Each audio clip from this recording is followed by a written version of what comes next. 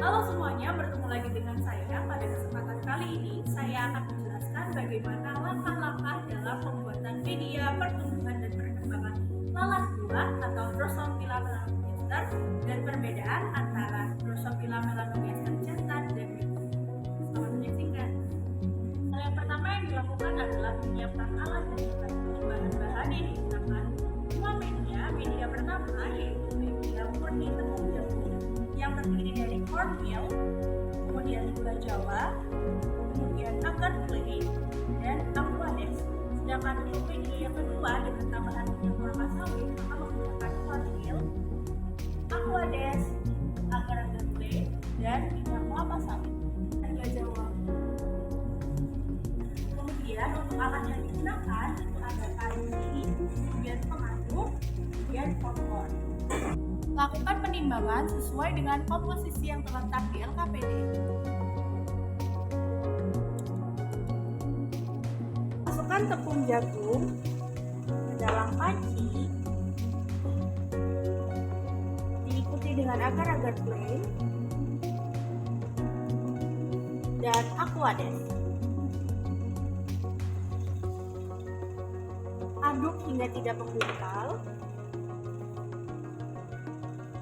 Kemudian jika sudah tidak menggumpal, nyalakan api kecil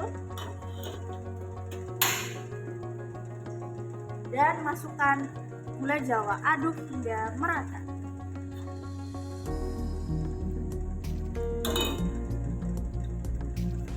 Nah, untuk proses masaknya itu sendiri itu selama 30 menit. Lakukan pengadukan selama 30 menit hingga semua bahan tercampur secara merata, kemudian menggumpal seperti membentuk sedikit padatan. Untuk media yang menggunakan minyak, campurkan minyak sebelum mendidih. Kemudian aduk kembali hingga tercampur secara merata. Nah, untuk tempat media pertumbuhan dan perkembangan dari Drosophila melanogaster ini, kita sendiri menggunakan jar yang sudah disterilkan terlebih dahulu dengan cara direbus. Kemudian ditutup dengan penutup dari busa yang sudah disediakan.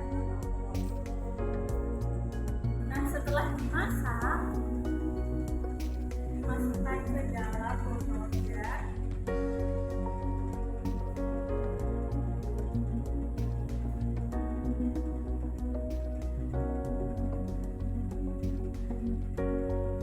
Kemudian di atasnya diberi kertas sari. Nah, kertas sari ini digunakan agar lalat dapat menghingga di atas. Ya. Selanjutnya ditutup dengan penutup dari busa.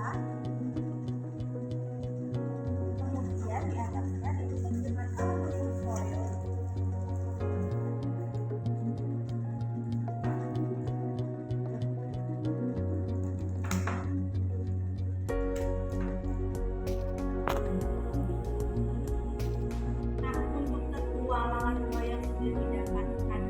Dari rumah itu dimasukkan ke dalam media pertumbuhan yang sudah disiapkan. Caranya siapkan colok kaca dan letakkan di atas kertas sari. Kemudian masukkan alat.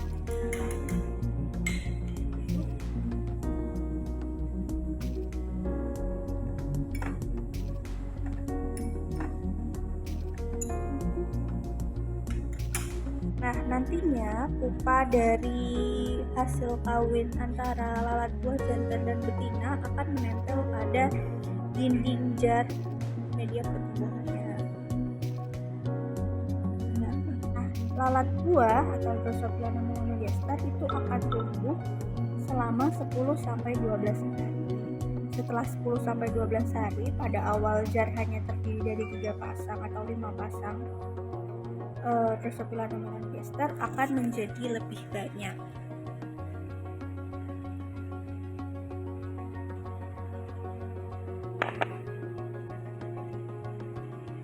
Untuk melakukan perhitungan jumlah jantan dan betinanya, maka alat-alat yang disiapkan yang pertama tabung reaksi, kemudian ada cartridge, kemudian ada corong, kemudian ada kuas, dan untuk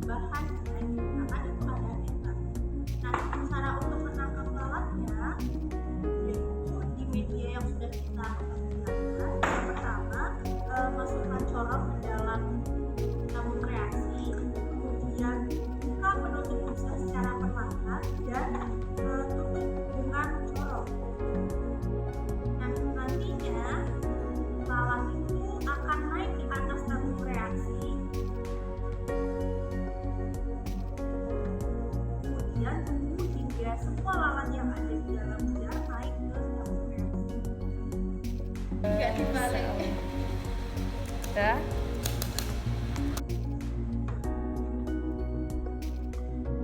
Nah, setelah lalat atau Drosophila melanogasternya masuk ke dalam tabung reaksi, tutup kembali jar tadi secara cepat agar lalat yang tersisa itu tidak keluar, kemudian ditutup dengan medium.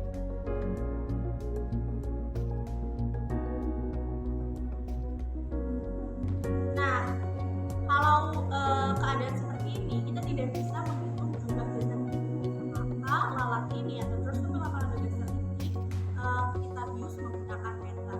Caranya, siapkan kapas kemudian tetesi dengan meter. Untuk membius Drosophila melanogaster, kita siapkan kapas kemudian tetesi dengan meter.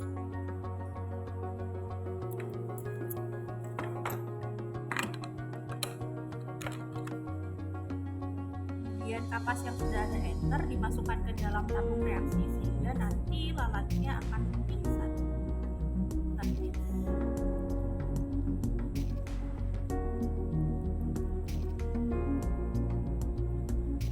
Ditunggu hingga lalatnya seperti mati.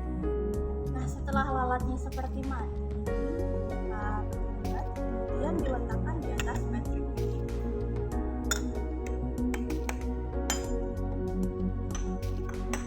Lakukanlah perhitungan antara Drosophila melanogaster jantan dan Drosophila melanogaster betina. Nah, apa sih perbedaan dari Drosophila melanogaster jantan dan betina? Untuk lalat buah jantannya, pada ujung abdomennya itu memiliki warna hitam.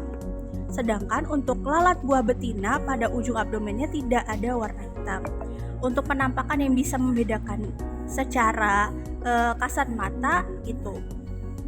Nah, kemudian untuk ukuran tubuhnya juga lalat buah betina itu lebih besar daripada lalat buah jantan. Itu tadi cara pembuatan media pertumbuhan dan perkembangan dan bagaimana perbedaan antara lalat buah jantan dan lalat buah betina. Terima kasih telah menonton. Sampai jumpa.